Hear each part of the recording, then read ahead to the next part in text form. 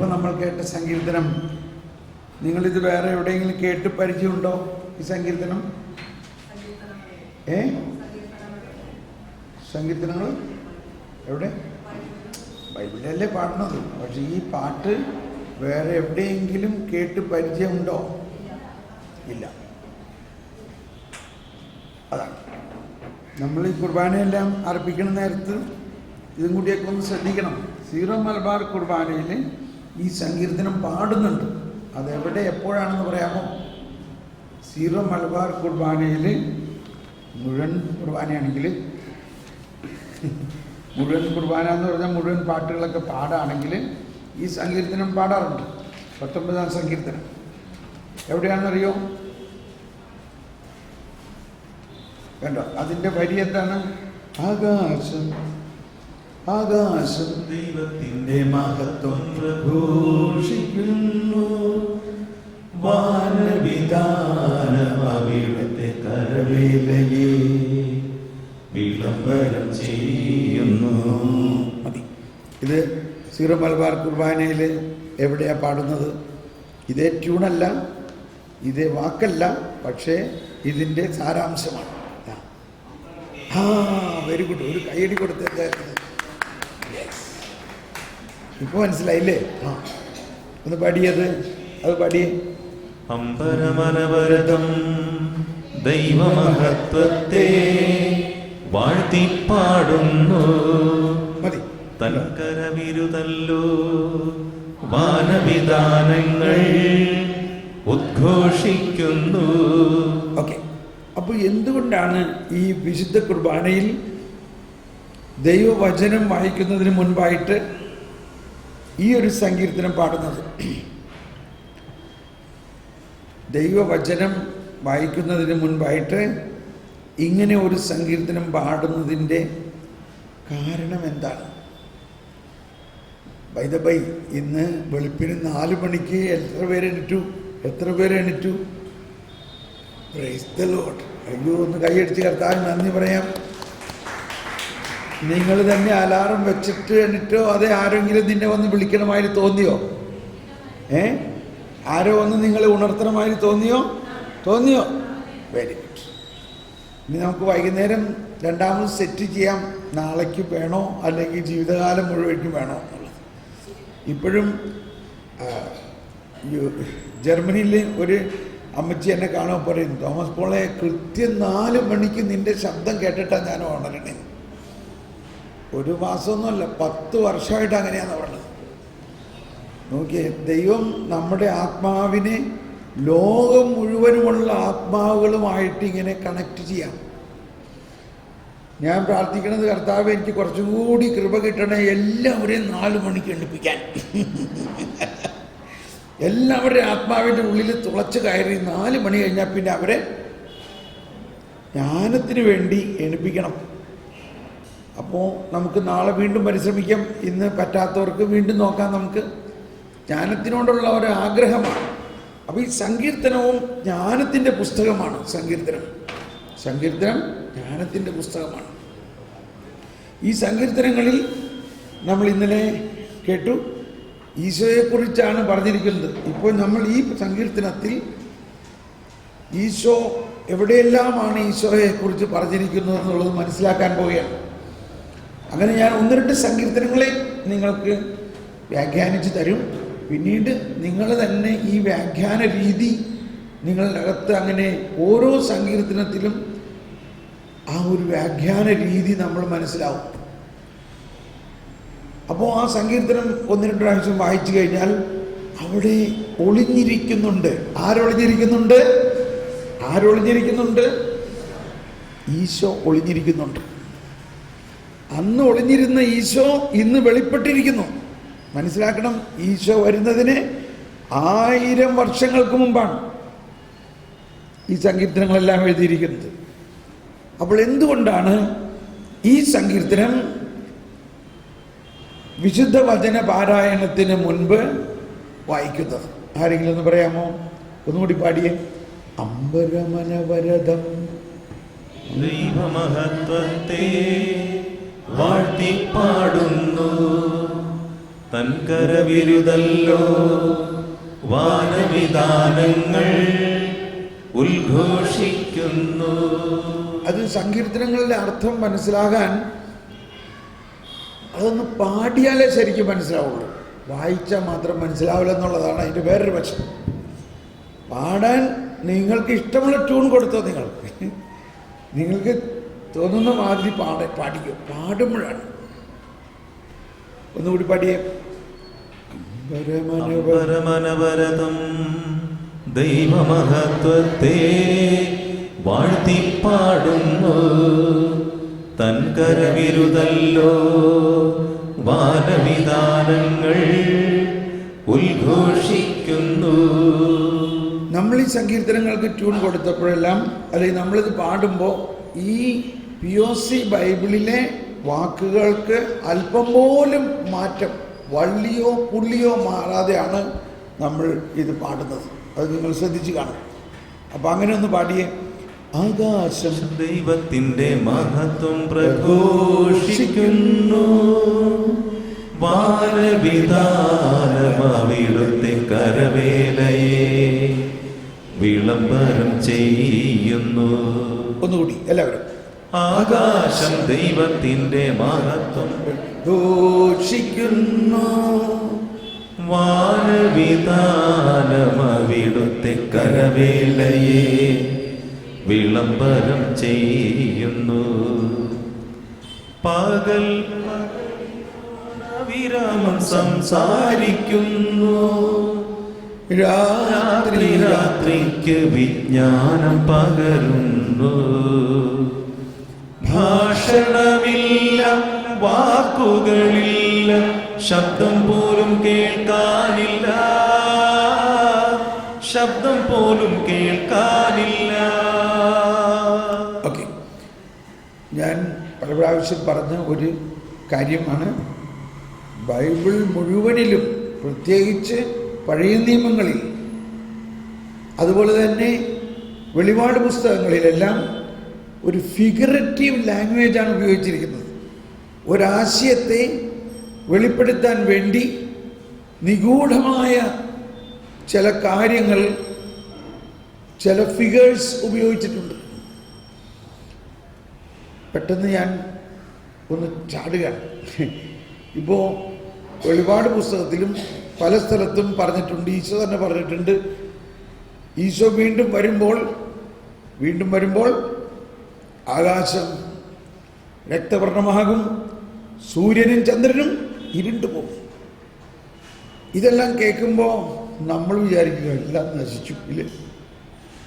കാരണം നമ്മുടെ ഉള്ളിൽ കിടക്കുന്ന ഒരു എമോഷൻ, ഒരു വികാരം എന്താ? ഞാൻ ഇന്നലെ പറഞ്ഞു, വിശുദ്ധ കുർബാനയുടെ അവസാനത്തെ പ്രാർത്ഥനയിൽ ഞാൻ വർഷങ്ങളായിട്ട് 50-ലേറെ വർഷം ഞാൻ കേട്ടിരിക്കുന്നത്, അല്ലെങ്കിൽ ഞാൻ ഉള്ളിൽ ഭാവനയിൽ മനസ്സിലാക്കിയിരിക്കുന്നത്, ഭീതി കലർന്ന യുഗാന്ത്യത്തിൽ എന്നാണ്.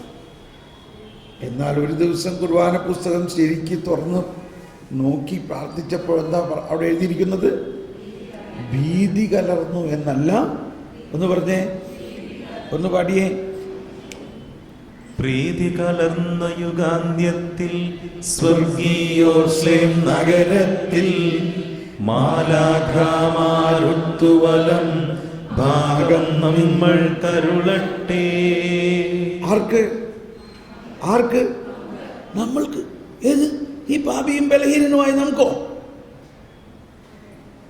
നമ്മളെക്കുറിച്ചായിരിക്കില്ല, ഇതൊക്കെ വല്ല മാലാഖമാരുടെ കാര്യമായിരിക്കും പറഞ്ഞേക്കുന്നത്. ഇപ്പോഴും നമ്മൾ എങ്ങനെയല്ലേ ചിന്തിക്കുള്ളൂ?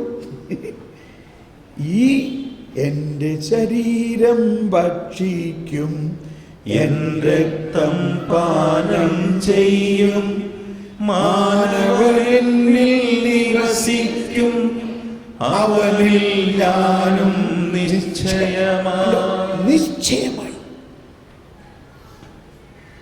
അപ്പോൾ ഈ വിശുദ്ധ കുർബാന കഴിഞ്ഞു. അതിൽ പങ്കെടുത്ത നമ്മളെല്ലാവരും, നിങ്ങൾ ഈ സ്വീകരിച്ചിരിക്കുന്ന ഈശോയുടെ ശരീരവും രക്തവും എന്ന് പറഞ്ഞാൽ ആ ഈശോയെ തന്നെ ഞങ്ങൾ സ്വീകരിച്ചിരിക്കുന്നു. ഈ ഈശോ ആണ് അന്ത്യദിനത്തിൽ നമ്മളെ ഉയർപ്പിക്കുന്നവനും അന്ത്യദിനത്തിൽ നമ്മളെ മുഖാമുഖം കാണുന്നവരും.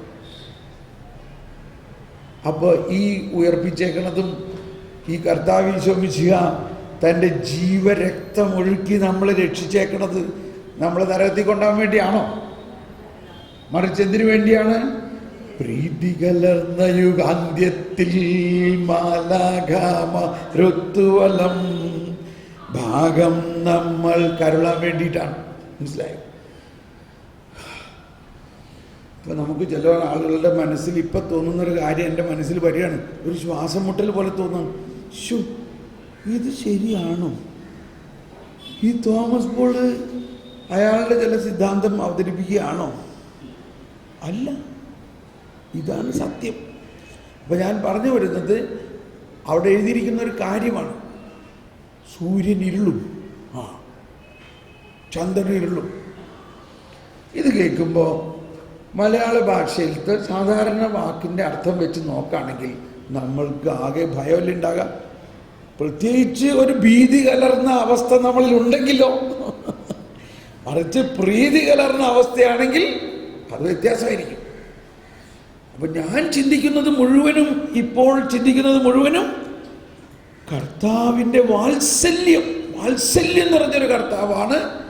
പ്രീതിയാണ് കർത്താവ്. പ്രീതി എന്ന് പറഞ്ഞാൽ സ്നേഹം, അസ്തമിക്കാത്ത സ്നേഹം, അനന്ത സ്നേഹം.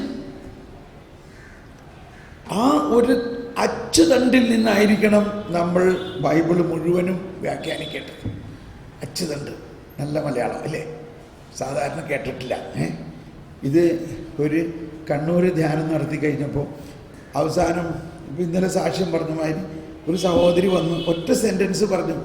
അവൾ പറഞ്ഞ ഇതാണ്: ഈ ധ്യാനം മുഴുവനും വിശുദ്ധ കുർബാനയാവുന്ന അച്ചുതണ്ടിൽ കേന്ദ്രീകരിച്ചായിരുന്നു. Praise the Lord. എനിക്ക് വലിയ ഇഷ്ടമായി. വാസ്തവത്തിൽ നമ്മുടെ ക്രൈസ്തവ ജീവിതം മുഴുവനും വിശുദ്ധ കുർബാനയാകുന്ന അച്ചുതണ്ടിലാണ്. അതല്ലേ ഇന്നലെ നമ്മൾ കേട്ടത്? യേശു ക്രിസ്തുവിലുള്ള നിങ്ങളുടെ ജീവിതത്തിൻ്റെ ഉറവിടം അവിടുന്ന് തന്നെയാണ്. അപ്പോൾ അതുകൊണ്ടാണ് ഈശോ പറഞ്ഞത്, ആദ്യം നിങ്ങൾ ദൈവരാജ്യവും ദൈവനീതിയും അന്വേഷിക്കുക, അപ്പോൾ ബാക്കിയുള്ളതിൻ്റെ എല്ലാം അർത്ഥം മനസ്സിലാവുന്നതാണ് എൻ്റെ അർത്ഥം. അപ്പോൾ ശ്രദ്ധിക്കണേ, ഞാൻ ആ ഫിഗറേറ്റീവ് ലാംഗ്വേജിൻ്റെ ഒരു ഉദാഹരണം പറയാൻ വേണ്ടിയാണ്. എന്നിട്ട് നമ്മൾ വീണ്ടും ഇതിനകത്തേക്ക് വരും. ഇപ്പോൾ ഇവിടെ ബാംഗ്ലൂർ പട്ടണം മുഴുവനും രാത്രി സമയത്ത് എന്തോ ഒരു തിളങ്ങുന്ന പ്രകാശമാണ് ഇല്ലേ? എങ്ങനെയാണ് പ്രകാശം തരുന്നത്? സൂര്യനിലൂടെയാണോ? അല്ല. എന്തുകൊണ്ട്? നല്ല പവർഫുള്ളായിട്ടുള്ള സ്ട്രീറ്റ് ലൈറ്റുകളാണ് ഇല്ലേ? ഈ പവർഫുള്ളായിട്ടുള്ള സ്ട്രീറ്റ് ലൈറ്റുകൾ രാത്രി നിൽക്കുമ്പോൾ നല്ല പ്രകാശം റോഡുകളിലും ഹൈവേകളിലും എല്ലാം. ആ ഹൈവേയിൽ രാത്രി കാണുന്ന പ്രകാശം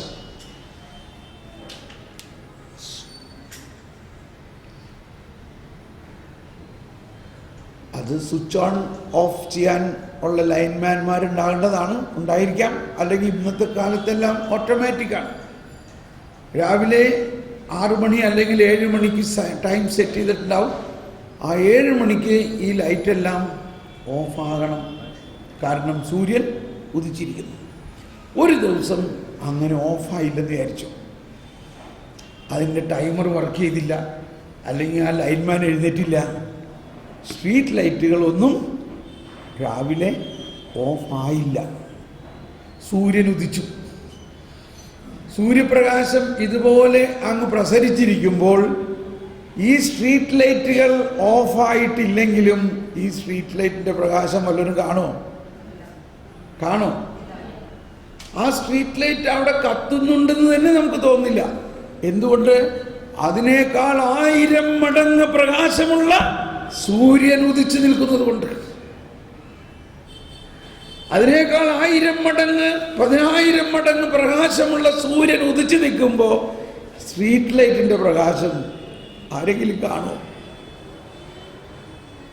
എന്ന പോലെയാണ് അവൻ വീണ്ടും വരുമ്പോൾ സൂര്യനേക്കാൾ 1000 മടങ്ങ് ശോഭയിൽ അവൻ വരുമ്പോൾ ഈ സൂര്യനെല്ലാം ഈ സ്ട്രീറ്റ് ലൈറ്റ് പോലെ ആവും.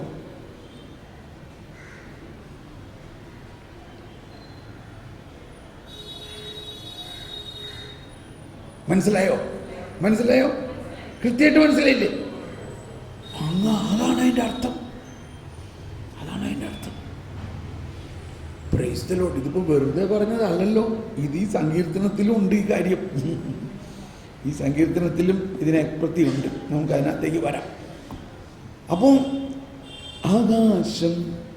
ആകാശം ദൈവത്തിൻ്റെ മഹത്വം പ്രഘോഷിക്കുന്നു, വാനവിധാനം അവിടുത്തെ കരവേലയെ. വെയിറ്റ്. അപ്പൊ എന്തുകൊണ്ടാണ് സുവിശേഷം വായിക്കുന്നതിന് മുമ്പ് ഈ സങ്കീർത്തനം പാടുന്നത് എന്നുള്ളതിന്റെ അർത്ഥം ആർക്കെങ്കിലും ഒരു സൂചന കിട്ടിയോ? അതായത് ഈ ആകാശം ദൈവത്തിന്റെ മഹത്വം പ്രഘോഷിക്കുന്നു. ഈ സൃഷ്ടി പ്രപഞ്ചം, ഈ മനോഹരമായ ആ വൃക്ഷം, ഞാൻ ഇന്നലെ അവിടെ താഴെ നോക്കിയപ്പോൾ ആ വൃക്ഷത്തെ നോക്കിയിട്ട് എനിക്ക് ഭയങ്കര സന്തോഷം തോന്നി കേട്ടോ. ഇല്ലേ? ഈ ബാംഗ്ലൂരിൽ നമ്മൾ നോക്കുകയാണെങ്കിൽ നമ്മളെക്കാളും ആയുസ്സുള്ള കുറേ വൃക്ഷങ്ങൾ കാണാം. എന്തോ ഒരു മനോഹരമായ വൃക്ഷങ്ങൾ, എന്തോ ഒരു മനോഹരമായ പൂന്തോട്ടങ്ങൾ, തെങ്ങും കവുങ്ങും ഒരു വശത്ത്. ഇതെല്ലാം ഭാഷണമില്ല, വാക്കുകളില്ല, ശബ്ദം പോലും കേൾക്കാനില്ല. പക്ഷേ അവരെല്ലാം ദൈവത്തെ മഹത്വപ്പെടുത്തുകയാണ്. അതായത് സൃഷ്ടി പ്രപഞ്ചം മുഴുവനും, ആ സൃഷ്ടി പ്രപഞ്ചത്തിൻ്റെ കാനോപ്പി പോലെയാണ്. ആ സൃഷ്ടി പ്രപഞ്ചത്തിൽ ഏറ്റവും ഉയർന്നു നിൽക്കുന്ന ഒന്നാണ് ആകാശം. ആ അർത്ഥത്തിലാണ് വേറൊരു ഫിഗറേറ്റീവ് ലാംഗ്വേജ് അവിടുത്തെ കാരുണ്യം ആകാശത്തോളം ഉയർന്നു നിൽക്കുന്നു എന്നെല്ലാം പറയുന്നു. ദൈവം എന്ന് പറഞ്ഞാൽ ആകാശത്തോളം ഉയർന്നു നിൽക്കുന്നു എന്ന് പറഞ്ഞാൽ ദൈവത്തിൻ്റെ ഏറ്റവും വലിയ ഉയർച്ചയുള്ള ഒരു സൃഷ്ടിയാണ് ആകാശം. ദൈവത്തിൻ്റെ ഒരു സൃഷ്ടിയാണ് സൂര്യനും ചന്ദ്രനും. ആ സൂര്യനും ചന്ദ്രനുകളുടെ പ്രകാശമോ അതിനെ സൃഷ്ടിച്ച ദൈവത്തിൻ്റെ പ്രകാശമോ എന്തായിരിക്കും വലുത്? ആ ആകാശവും ഭൂമിയും ദൈവത്തിൻ്റെ സൃഷ്ടിയാണ്. ആകാശം ദൈവത്തിൻ്റെ മഹത്വം പ്രഘോഷിക്കുന്നു, വാനവിധാനം അവിടത്തെ കരവേല. ഇപ്പൊ മനസ്സിലാക്കിയോ? അവിടത്തെ കരവേല. എന്താണ് കരവേല എന്ന് പറഞ്ഞാൽ? ഇപ്പൊ നമ്മൾ അർത്ഥത്തിലേക്ക് വരികയാണ്. ഇപ്പോഴെങ്കിലും മനസ്സിലായോ എന്തുകൊണ്ടാണ് വചനം വായിക്കുന്നതിന് മുമ്പ് ഈ സങ്കീർത്തനം പാടുന്നത്? ഈ ആകാശവും ഭൂമിയും ഈ പ്രപഞ്ചം മുഴുവനും ദൈവത്തിൻ്റെ കരവേലയാണ്. കരം എന്ന് പറഞ്ഞാൽ എന്താ? ദൈവം സൃഷ്ടിച്ചത്, ദൈവത്തിൻ്റെ പ്രവൃത്തി. എങ്ങനെയാണ് ഈ ആകാശവും ഭൂമിയെയും ദൈവം സൃഷ്ടിച്ചത്? തൻ്റെ വചനത്താൽ. ക്ലിയർ ആയില്ലേ? തൻ്റെ വചനത്താൽ ആണ് അവൻ ഈ അദൃശ്യമായ തൻ്റെ വചനത്താൽ ദൃശ്യമായ ഈ പ്രപഞ്ചത്തെ മുഴുവനും ദൈവം സൃഷ്ടിച്ചു. അദൃശ്യമായ തൻ്റെ വചനത്താൽ ദൃശ്യ പ്രപഞ്ചത്തെ മുഴുവനും ദൈവം സൃഷ്ടിച്ചു. ഉണ്ടാകട്ടെ എന്ന് പറഞ്ഞപ്പോൾ ഇല്ലായ്മയിൽ നിന്നും ഉണ്ടായി. അപ്പോൾ ഈ സൃഷ്ടി പ്രപഞ്ചം മുഴുവനും ദൈവത്തെ ആരാധിക്കുന്നു, ദൈവത്തെ മഹത്വപ്പെടുന്നു. പാടാം. ആകാശം ദൈവത്തിന്റെ മഹത്വം പ്രഘോഷിക്കുന്നു, എല്ലാവരും ചേർന്ന് പാടും. വാനവിധാനം അവിടുത്തെ കരവേലയെ വിളംബരം ചെയ്യുന്നു. അവിടുത്തെ കരവേലയെ വിളംബരം ചെയ്യുന്നു. അവിടുത്തെ കരവേലയെ വിളംബരം ചെയ്യുന്നു. അതാണ് സുവിശേഷ പ്രഘോഷണം. വിളംബരം. എന്താണ് വിളംബരത്തിന്റെ അർത്ഥം? തൻ്റെ വചനത്താൽ ദൈവം സകലതും സൃഷ്ടിച്ചു. Price the Lord. ആ വചനമാണ് മനുഷ്യനായി അവതരിക്കുന്നത് എന്ന് ഈ സങ്കീർത്തനം എഴുതിയ കാലഘട്ടത്തിൽ നിന്നും 1000 വർഷം കഴിയുമ്പോൾ ഈ വചനം എന്ത് സംഭവിക്കും? ഈ വചനം മനുഷ്യനായി അവതരിക്കും. ഇപ്പം നമ്മൾ ചിന്തിക്കണേ, എൻ്റെ കർത്താവേ ഇങ്ങനെയൊക്കെ ചിന്തിക്കാറുണ്ടോ സങ്കീർത്തനം വായിക്കുമ്പോൾ? പകൽ പകലിനോട് അവിരാമം സംസാരിക്കുന്നു, രാത്രി രാത്രിക്ക് വിജ്ഞാനം പകരുന്നു. ഇനി ഇത് വലിയൊരു തത്വമാണ്. പ്രപഞ്ചത്തിൻ്റെയും എല്ലാത്തിൻ്റെയും തത്വം. ചില തത്വം എന്ന് പറയുന്നത്, തത്വത്തിൻ്റെ ഒരു കാര്യം ഇതാണ്: രാത്രി ഒരിക്കലും പകലിനോട് സംസാരിക്കില്ല. രാത്രിയും പകലും തമ്മിൽ ഇടിയാണ്. പകൽ ഒരിക്കലും രാത്രിയോട് സംസാരിക്കില്ല. മറിച്ച് പകല് കഴിഞ്ഞാൽ അടുത്ത പകലിന് വേണ്ടി കാത്തിരിക്കുകയാണ്. അടുത്ത പകൽ വരാൻ വേണ്ടി ഈ പകല് സന്ധ്യയായി എന്ന് പറഞ്ഞാൽ പകലിനെ സംബന്ധിച്ച് ഇതൊരു വലിയ ഫിലോസഫിക്കൽ പോയിൻ്റാണ്. അത് കൂടുതൽ വിശദീകരിക്കാൻ ഇപ്പം നമുക്ക് ഈ സദസ്സിന് വേണ്ട, നമുക്കിത്രയും മതി. പക്ഷെ ഇതിനെക്കുറിച്ച് ആഴമായി പഠിക്കണം എന്നുള്ളവർ അതിനെക്കുറിച്ച് പഠിക്കണം നല്ലതാണ്. പകല് സന്ധ്യ ആവാറാവുമ്പോൾ പകല് ഇനി അടുത്ത പകലിന് വേണ്ടിയുള്ള, അവിടെ എല്ലാം പ്രതീകാത്മകമായിട്ട് ഒരു മണവാളൻ മണവാട്ടിയെ കാത്തിരിക്കുന്ന പോലെയാണ്. എന്ന പോലെ തന്നെ രാത്രി ആർക്ക് വേണ്ടി കാത്തിരിക്കും? അടുത്ത രാത്രിക്ക് വേണ്ടി കാത്തിരിക്കും. അപ്പോൾ ഇവിടെ ഒരു സമ്പർക്കം സംഭവിക്കുന്നുണ്ട്. പകൽ പകലിനോട്, കണ്ടോ, പകൽ പകലിനോട് അവിരാമം സംസാരിക്കുന്നു, രാത്രി രാത്രിക്ക് വിജ്ഞാനം പകരുന്നു. എങ്ങനെയാണ് ഈ വിജ്ഞാനം പകരുന്നത്?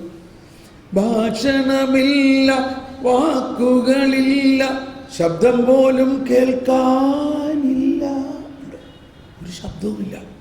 അപ്പോൾ ഇവിടെ ഒരുപാട് കാര്യങ്ങളാണ് ഇവിടെ ഉള്ളത്. അറ്റ്ലീസ്റ്റ് 2-3 കാര്യമെങ്കിലും നമ്മൾക്കിപ്പോൾ ചിന്തിക്കാം. ഒന്ന്, ഈ സൃഷ്ടി പ്രപഞ്ചം തന്നെ മനുഷ്യർക്കും ലോകത്തിനും ജ്ഞാനം പകരുന്നുണ്ട്. ഞാൻ ചിന്തിക്കാറുണ്ട്, ഞാൻ കുഞ്ഞായിരുന്നപ്പോൾ നമ്മുടെ വീട്ടിലൊക്കെ കിച്ചൺ ഗാർഡനൊക്കെ ഉണ്ടല്ലോ. അപ്പോൾ എൻ്റെ അപ്പനെ എന്നെയും കൊണ്ട് പിള്ളേരായ ഞങ്ങളെയൊക്കെ വിളിച്ചിട്ട് കൃഷി, ചെറിയ ചെറിയ കിച്ചൺ ഗാർഡൻ, ഈ ചെറിയ ചെറിയ പാവയ്ക്ക, വെണ്ടയ്ക്ക നടുന്നതാണ് എൻ്റെ ഓർമ്മ. വെണ്ടയ്ക്കയുടെ കുരു നടാൻ പോവുകയാണ്. അപ്പോൾ എന്നെയും വിളിച്ചോണ്ട് ചെല്ലും, അറിയുക നമുക്ക് ഇപ്പോൾ ഈ വെണ്ടയ്ക്ക നടാം. എന്നിട്ട് അവിടെ കുഴിച്ചൊരു തോടൊക്കെ ഉണ്ടാക്കി മണ്ണൊക്കെ മാന്തി അവിടെ ഇച്ചിരി വളമൊക്കെ ഇട്ട് അത് പ്രിപ്പയർ ചെയ്തു. എന്നിട്ട് പറയും, ഇതാണ് പ്രിപ്പറേഷൻ, നല്ല നിലം ആക്കുക. എന്നിട്ട് പറയുകയാണ്, ഇപ്പം നമ്മൾ ഈ നടാൻ പോകുന്ന ഈ കുഞ്ഞു കുരു മണ്ണിൽ, ഇത് നമ്മുടെ അടുക്കളയിൽ ഇരിക്കുകയാണെങ്കിൽ അങ്ങനെ തന്നെ ഇരിക്കുള്ളൂ.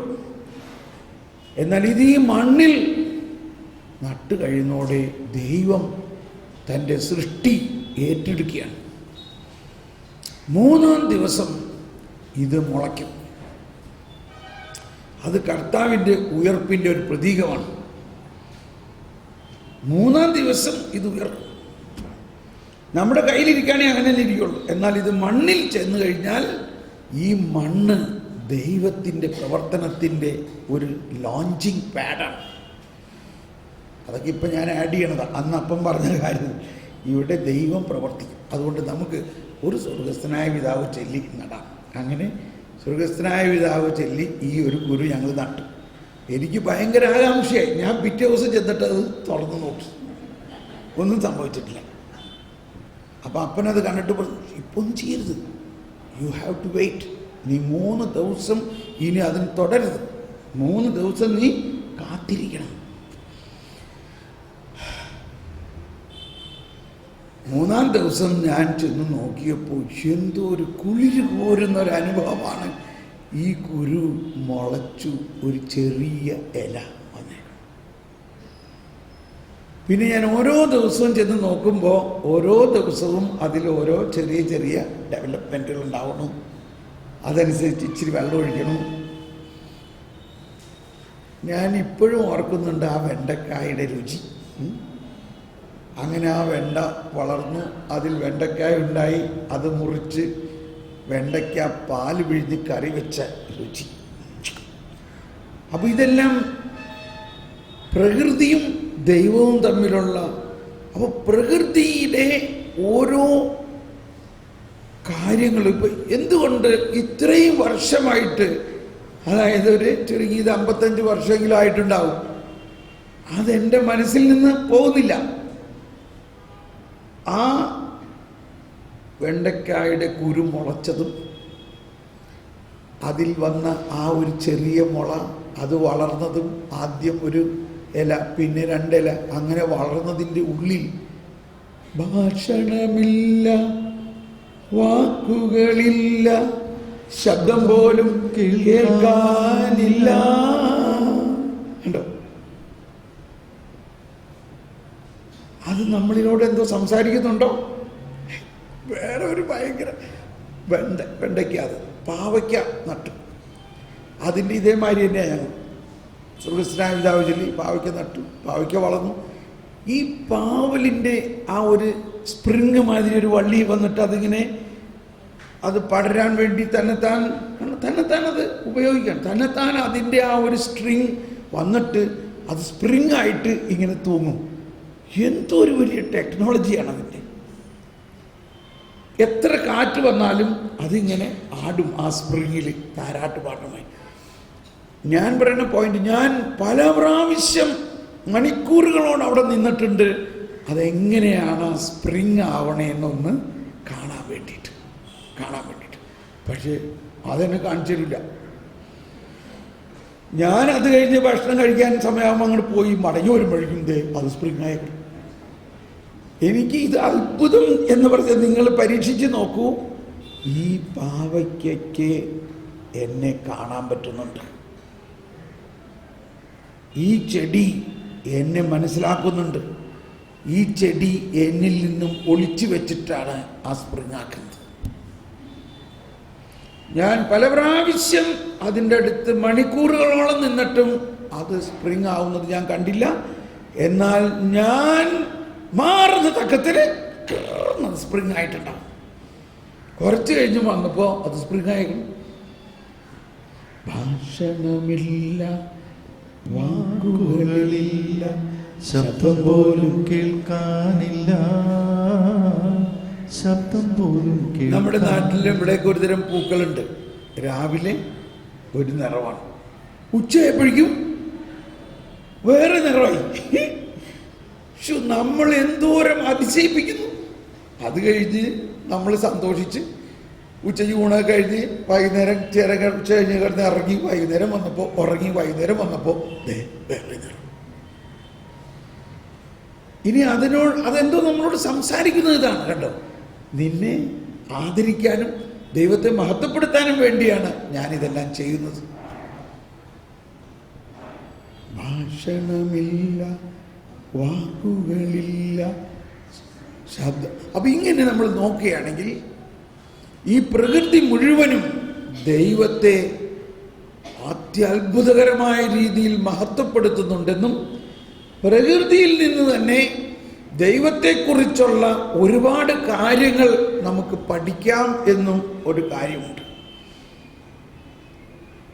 അപ്പോൾ ഇതാണ് ഇതിൻ്റെ ഒരു വശം. ദൈവത്തെക്കുറിച്ച് പ്രകൃതിയിൽ നിന്നും ദൈവം സൃഷ്ടിച്ച സകലതിൽ നിന്നും നമുക്ക് പഠിക്കാനുണ്ട്. അവയെല്ലാം മൗനമായി അവരവരുടെ മനോഹാരിത പ്രകടിപ്പിച്ചുകൊണ്ടും ഭാഷണമില്ലാതെയും വാക്കുകളില്ലാതെയും ദൈവത്തെ മഹത്വപ്പെടുത്തുന്നു, ദൈവത്തിൻ്റെ മഹത്വത്തെ പ്രസരിപ്പിക്കുന്നു. ആശയം മനസ്സിലായല്ലോ?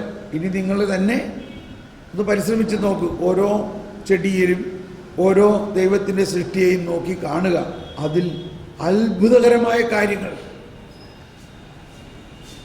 ജ്ഞാനത്തിൻ്റെ അല്ലെങ്കിൽ സുഭാഷിതങ്ങളിൽ 6-ാം അധ്യായം 6-ാമത്തെ വചനം പറയുകയാണ്.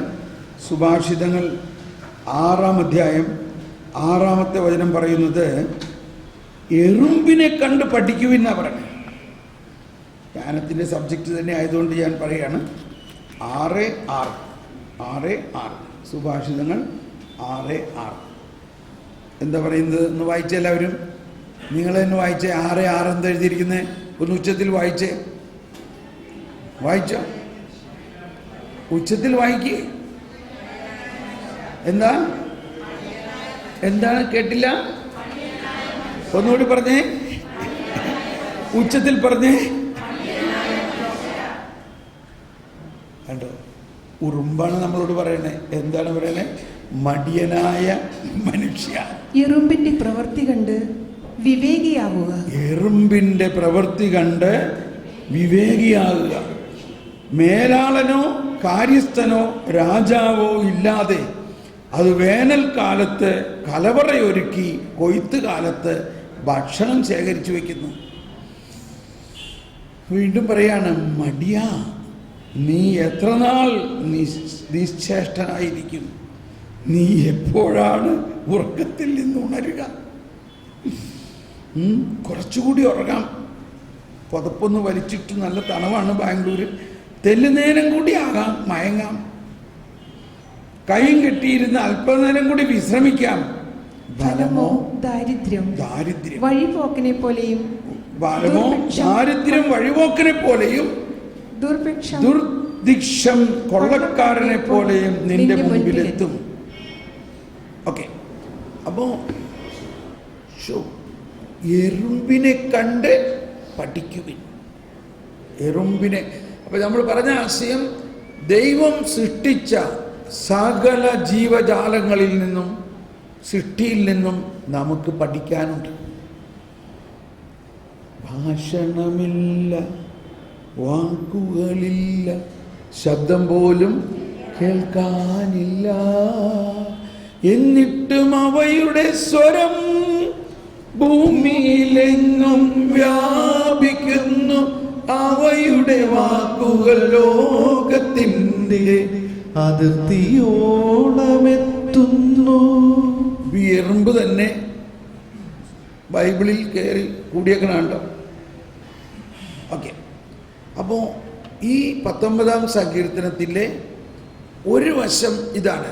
പ്രകൃതിയിൽ നിന്നും, ആ പ്രകൃതിയിൽ ദൈവത്തിൻ്റെ പ്രവർത്തനം, പ്രകൃതി മുഴുവനും ദൈവത്തിൻ്റെ കരവേലയാണ് എന്നത് മനസ്സിലാക്കേണ്ടത്. തൻ്റെ ജീവൻ നൽകുന്ന വചനത്താലാണ് ദൈവം ഈ സകലത്തിനെയും സൃഷ്ടിച്ചത്. അപ്പോൾ ആ പ്രകൃതിയിലും നമ്മളും പ്രകൃതി തന്നെയല്ലേ, നമ്മളുടെ ദൈവത്തിൻ്റെ സൃഷ്ടി തന്നെയാണല്ലോ. അപ്പം നമ്മളാകുന്ന സൃഷ്ടിയെ ഇനി ഫോക്കസ് ചെയ്യുമ്പോൾ എന്താ ഉണ്ടാകുന്നത്? ദൈവവും സൃഷ്ടാവും ആയ ദൈവവും ആ സൃഷ്ടിയുടെ ഏറ്റവും മഹത്വമണിഞ്ഞിരിക്കുന്ന മനുഷ്യൻ, അവൻ എന്താ ചെയ്യുന്നത്? ഇവിടെയാണ് പകൽ പകലിനോട് അവിരാമം സംസാരിക്കുന്നു, രാത്രി രാത്രിക്ക് വിജ്ഞാനം പകരുന്നു. ഭാഷണമില്ല, വാക്കുകളില്ല, ശബ്ദം പോലും കേൾക്കാനില്ല, ശബ്ദം പോലും കേൾക്കാനില്ല. ഇതാണ് പ്രാർത്ഥനയെക്കുറിച്ചും ദൈവാനുഭവത്തിൻ്റെയും ഏറ്റവും ഉച്ചകോടി അനുഭവം. ഇവിടെ രാത്രിയോട് എന്ന് പറയുമ്പോൾ ശ്രദ്ധിക്കണം. ഒന്ന് കൈവീശി കാണിച്ച്. ഓക്കെ, ഒന്ന് കൈ അടിച്ചേ. ഓക്കെ, രാത്രിക്ക് വിജ്ഞാനം പകരുന്നു എന്ന് പറയുമ്പോൾ ശ്രദ്ധിക്കണേ, കുറച്ച് ഉയർന്ന ഒരു ചിന്തയാണ്. നമ്മൾ എപ്പോഴും ഇരുട്ട് എന്ന് പറഞ്ഞാൽ, ഡാർക്ക്നെസ് എന്ന് പറഞ്ഞാൽ, അന്ധകാരം എന്തെല്ലാം പറഞ്ഞാൽ പെട്ടെന്ന് നമ്മൾ ചിന്തിക്കുന്നത് പിശാചിനെയാണ്, ഇല്ലേ? അങ്ങനെ ചിന്തിക്കാതെ ഈ ഇരുട്ടും ദൈവത്തിൻ്റെ ഒരു സൃഷ്ടിയാണ്. ആണോ അല്ലയോ? അതെ.